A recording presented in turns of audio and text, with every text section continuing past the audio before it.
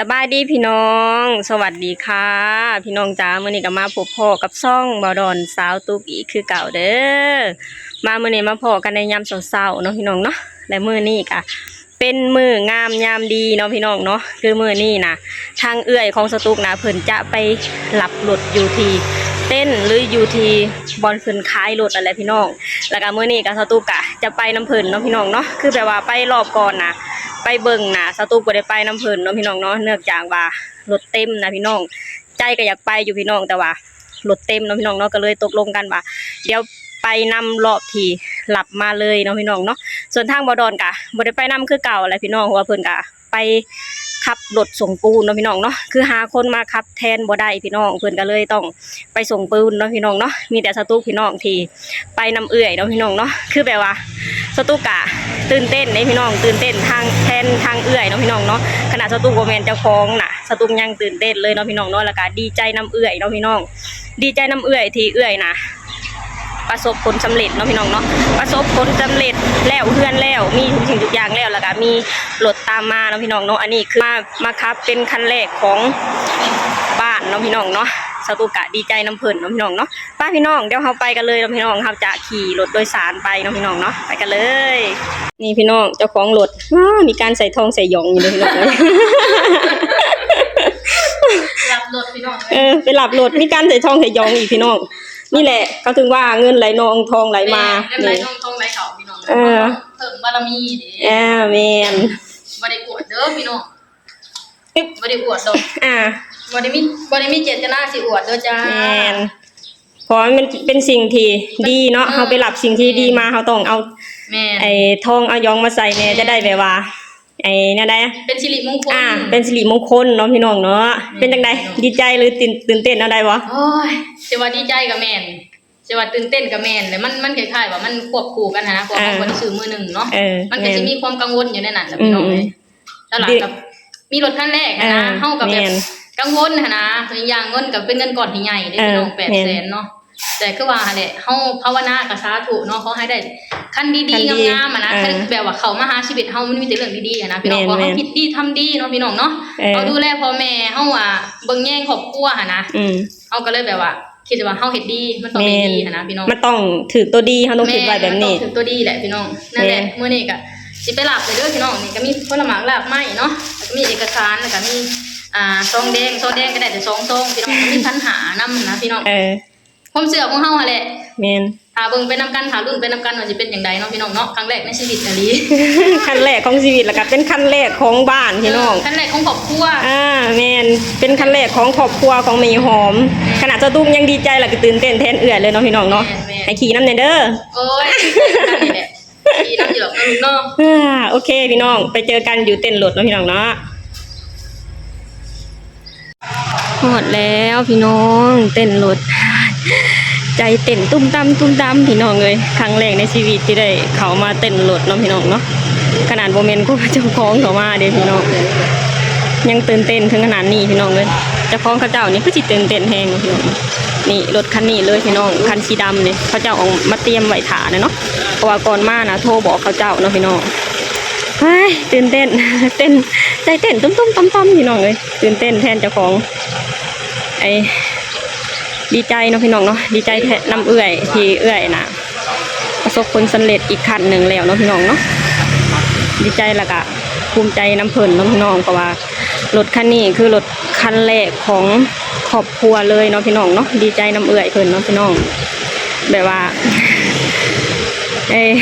บ่ฮู้ว่ามื้อใดสตุ๊กสิมีโอกาสได้น้ำเพิ่นเนาะพี่น้องเนาะเห็นเอื้อยได้สตุ๊กก็ดีใจแล้วพี่น้องคือมีทาง FC ได้เม่นมาเนาะพี่น้องเนาะว่าเพิ่นเม่นมาบอกมาให้กำลังใจสตุ๊กค่ะแหละพี่น้องว่าสู้ๆเด้ออีกบ่ดนก็จะเป็นข่าวของสตุ๊กที่จะได้รถเนาะพี่น้องเนาะสตุ๊กก็ต้องขอบคุณทาง FC เนาะพี่น้องเนาะที่เม่นมาให้กำลังใจสตุ๊กพี่น้องเนาะสตุ๊กก็หวังว่าจะมีมื้อนั้นเนาะพี่น้องเนาะนี่พี่น้องงามอยู่เด้อพี่น้องเลยเป็นรถมือ2เนาะพี่น้องเนาะรุ่นอิซูซุเด้อพี่น้องนี่เอามาเบิ่งรายละเอียดรถกันเนาะพี่น้องเนาะเดี๋ยวมาเบิ่งรถกันเลยนี่เป็นกะสีเดิมเลยสีเดิมแล้วก็เป็นแบบสีดำแล้วบอกเขาเป็นสีดำนะพี่น้อง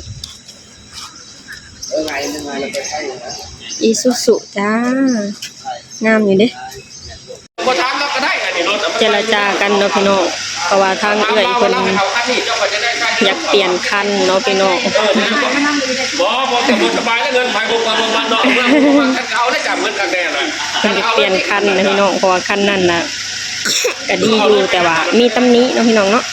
ตรงรถมือสองหั่นแหละแต่ว่าคันนั้นน่ะดีตรงที่ว่าไอ้เป็นรถสายเดิมเนาะพี่น้องสามารถไปไทยได้เนาะพี่น้องเนาะแต่ว่ามาเบิ่งคันนี้ก็เห็นมันงามบ่ค่อยมีตำหนิปานใดข้อเสียก็คือว่าเขาเจ้าเปลี่ยนพวงแล้วเนาะพี่น้องเนาะบ่สามารถไปไทยได้เนาะพี่น้องมาเบิ่งกันพี่น้องว่า จะเป็นว่าเพิ่นจะตัดสินใจเอารถคันใดเนาะพี่น้องเนาะตอนนี้กำลังตัดสินใจอยู่พี่น้อง มันโปกซีมันลงนะ เข้าใจได้ตัวนี้ต้องถามเฮาเพราะในตัวนี้นี่ครับกล่าวว่ารถต่ำคือต่ำปีนคือปีนบ่มีตัวขายอยู่แล้วถ้าลูกค้าเอาไปแล้วบ่ฮู้ตำราให้มันส่งคืนก็ได้เขาบ่เอาเงินนำลูกค้าแม้แต่กีบเดียวบาทเดียวเด้อตัวถ้าลูกค้าบ่มั่นใจนี่ลูกค้าเบิ่งได้รถนี่รถปีนรถต่ำห้านถ้าบ่มาขายนี่เปิดเบิ่งได้ถ้ารถปีนทันทีโค้งมันบ่จะบ่เป็นแบบนี้ดูมันจะบ่อยู่แบบนี้ห้านเฮารถคันเดียวบ่คุ้มดอกถ้าตัวขายให้ลูกค้าเนี่ยเอาเปิดมา10กว่าปีเนาะเดี๋ยว ได้ นี้ มันใจอยู่ ด้วย นี่ นี่คือว่าลูกค้าบ่มั่นใจ ซื่อ โดยถ้าบ่มั่นใจเดี๋ยวถามเลยเด้ออย่าลูกค้าว่าโอ้ยยันรถบ่ครับบ่ได้ถามจังหน่อยแบบเอ้าเฮาก็อย่าพูดเป็นหยังลูกค้าคือถ้าที่จำไปแล้วเป็นหยังลูกค้าคือบ่มักรถเฮา มาเห็นตัวจริงแล้วนะมื้อนั้นมันแบบมาค่ำเนาะ โดยบ่เป็นหยังเบิ่งให้สุดจากกันว่าบ่มาคันนี้เอาคันอื่นก็ได้ยื่นไปเลยได้เลยถามว่าเปลี่ยนเอาคันใหม่ในห้านเฮาเอาบ่ได้เดี๋ยวเปลี่ยนได้บ่ มาลำพื้นแบบนี้ อันนี้คือสีเดิมมันเนาะพี่น้องเนาะเพิ่นบ่ได้เปลี่ยนสีบ่ได้เลาะสีใหม่เลยพี่น้องอันนี้เป็นสีเดิมเลยเนาะพี่น้องเนาะแต่ว่าเบิ่งรวมๆก็งามอยู่พี่น้องเอ้ยเท่าแต่เฮาก็แบบว่าไปสังเกตนะมันไปเห็นตำหนิ อย่าขายพร้อมเดิมก่อน อันนี้คือตำหนิของรถน้องๆเนาะนี่น่าจะเป็นประมาณนี้ คันว่าอยากเอา รอย ตัว ขู นั้น ด ก็ได้ตัวนั้นก็พอดีเพราะมันก็ รอยขูดน้องๆเนาะแล้วก็ไอ้หมุงกระจกมันนี่ก็นี่แบบว่ายางมันเบิดคุณภาพนะพี่น้องนี่อันนี้ยางมันหมดคุณภาพมันเนาะเป็นประมาณนี้แล้วก็เบาะเนาะพี่น้องนี่มีตำหนิตรงเบาะก็อยากเก่าแน่เนาะพี่น้องเนาะเพราะเพิ่นบ่ได้เปลี่ยนเบาะให้เนาะพี่น้องเนาะก็มีแค่นี้แหละพี่น้องโอเคพี่น้องเดี๋ยวเรามาเบิ่งกันพี่น้องว่าทางเอื้อยเพิ่นตัดสินใจเอาคันใดเนาะพี่น้องเนาะคันนี้บ่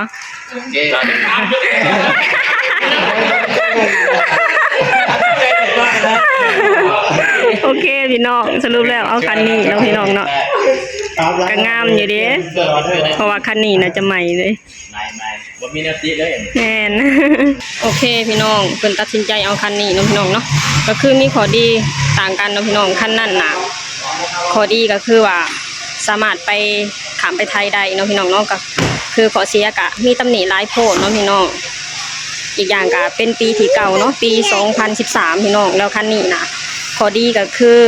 เขาเจ้าแบบว่าแต่งออกมาอย่างจบงามเนาะพี่น้องเนาะอีกอย่างก็ปี2016เนาะพี่น้องเนาะเพราะว่าทางเอื้อยเพิ่นก็บ่สบายใจตรงที่ว่าคันนั้นน่ะปี2013เพิ่นก็เลยอยากได้บันไดเพราะมันเก่าเพิ่นยันมีปัญหาเรื่องจักรเนาะพี่น้องเนาะนี่พี่น้องเอาคันนี้เนาะพี่น้องเนาะคันนี้ไอ้ย้ายพวงมาเรียบร้อยเลยเนาะพี่น้องเนาะราคาตกอยู่780,000เนาะพี่น้องเนาะปี2016เนาะพี่น้องคือคันก่อนน่ะที่เพิ่นบ่เอาน่ะก็คือแบบว่าปีมันก็โดนเติบแล้วเนาะพี่น้องเนาะอยู่ในปี2013เนาะพี่น้องเนาะเพิ่นก็เลยบ่สบายใจตรงนี้นำเนาะพี่น้องแต่ว่าคันนั้นน่ะคือสายเดิมเนาะราคาก็สิแพงเนาะพี่น้องราคาก็800,000เนาะคันนะพี่น้องคันนี้ก็คือ780,000เนาะเอาคันนี้ก็โอเคอยู่พี่น้องงามนะพี่น้องกำลังเซ็กรถเนาะพี่น้องเนาะเขาพาเขาไปเซ็กเครื่องจักรอยู่ข้างในเนาะพี่น้องเนาะเป็นเด็กกิสานเนาะพี่น้อง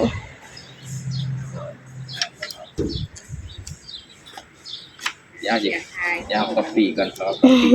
หนึ่งแล้วเฮาสิเอาฉบับได้จะเก็บไว้เด้อเด้อมื้อนี้เอ้ยขับรถคุณเก่งๆมันๆเด้อเป็นรถหาเงินหาค้ำได้บ่นี่เลือกคันนึงได้อีกคันนึงเด้อพวกเดี๋ยวมาไปเรื่อยๆนะ เด้อเป็นได้กะเดี๋ยวมาหาให้ไปคนเงินคนค้ำได้บ่นี่คนหาคนมีเดินทางกันตลอดปลอดภัยเด้อขอบใจในหลายที่เชื่อมั่นห้านเฮา เป็นอะไรกับเขามาหาได้ตลอดเด้อรายงานเขาจะมีฟรีอากาศขายหาประกันอากาศขายให้ด้วยสวัสดีขอบใจหลายๆเด้อ พี่น้องเมื่อวันนี้รถคันแรกของครอบครัวอ่ะเจ้าของรถเป็นจังไดบ้าง โล่งพี่น้อง โล่งยังโล่ง กระเป๋าก ระเป๋าก ระเป๋าโล่งพี่น้องจ้าก ระเป๋าโล่ง โล่งขนาดแรกกระเป๋าอันนี้ เบาวองเลยเหรอ เบาวงเลย มา10กว่ามื้อ โอ้ไอ้บ่มีความตื่นเต้นเลยเหรอ ตื่นเต้นเนาะ ตื่นเต้น ดีใจทั้งดีใจทั้งตื่น แล้วก็โล่งน้ำ แล้วก็โล่ง โล่งใจหรือโล่งหยัง โล่งกระเป๋าเลยนะ ยังย่ำอยู่ได้พี่น้องโล่งกระเป๋า โล่งกระเป๋าโล่งใจแหละพี่น้องให้ว่าเฮาเลือกแล้ว แมน คือรถทำรถคูนแหละพี่น้อง แม่น ที่แรกว่าสิเอา Isuzu D-Max 2013เนาะแต่ว่าพอมาเบิ่งแล้วมันเฮาบ่พอใจฮะ อ่า เฮาบ่พอใจมันก็เลยแบบโอเคเดี๋ยวเฮาเปลี่ยนเอาอีกเป็นปี16เนาะถือว่าโอเคแหละ พอได้คันนี้มากอะ พอได้คันนี้มากอะโอเคพี่น้องเดี๋ยว แม่น ลืมผ้าพี่น้องเลย ลืมผ้า ใส่บ่พอเฮา ลืมมาภาชนะรถ เฮาอัญเชิญผ้ามาแต่ประเทศไทยบ่เด้มาหลับนี่นะเฮาอัญเชิญผ้าได้ใส่ไหนนี่พี่น้อง แน่ ไอ้แมว ตูดว่าซั่น ของไผ แบตเบิดของข่อยนี่พี่น้องเอาผ้าใส่นี่คำคูณกับขี่ปลอดภัย ได้จะเรียกออกแล้ว มาพี่น้องเจ้าของรถลงมือเอง จับ ลง ออ มื ก อ ไป ขับ ควง เอง ไว้ เลย แล้ว พี่น้อง ครับออกไปควงมัน นี่ กลาง คนสอนก็อยู่ข้างๆนี่ละหันหน้ามาดูคนสอนว้าเปลี่ยนคนแล้วเหรอเปลี่ยนคนแล้ว รอบเริ่มเลยอะ เมื่อกี้อีกคนนึงตอนนี้อีกคนนึง นี่ออนแล้วจ้า ถอยอยู่คุณ ถอยอยู่ใช่มั้ยถอยได้ ใช้เร่งหนึ่งลง ไปถอยอยู่คุณ เพื่อถอยหน่อย อยู่ พอ เออ นะ แต่ว่าเรื่องเสียงหัวแบบแนมแบบ โอ้ยตื่นเต้นอยู่ดี เราครับ มาหอดเทือนอะไรก็ตื่นเต้นอ เอยู่ เลย อ นะ มาคูณแล้ว โอเคมาหังมามีบ่ลื แม ม น มา แม ทุก น มันอ่ะ มาห่างมานี่ มาทำมาคูณ โอ้ยพอแล้วมาเลยเด็กไก่มากำมาคูณ สารวัตร แม คน น เจน แมน เพราะว่าเรื่องอยู่ดีมีความเจ็บอะไรความพยายามมีอะไรต้องคอยจบเอาคันหามาครับตอนนี้คันหาตกคันอกแดงเด้อมาคำมาคูณน้ำลูกน้ำลานในบอกเด้อเรื่องเนี่ยมันจะดีจริงงามเด้อโอ้ วิธีเพิ่นรับควันรถพี่น้องรับรถรับรางเนาะพี่น้องเนาะ ด้วยเลยบ่เป็น เยี่ ยั ยม ง ใหญ่ได้ความไข่ใหญ่มี ยาลูก เดินทางทางใดก็ปลอดภัย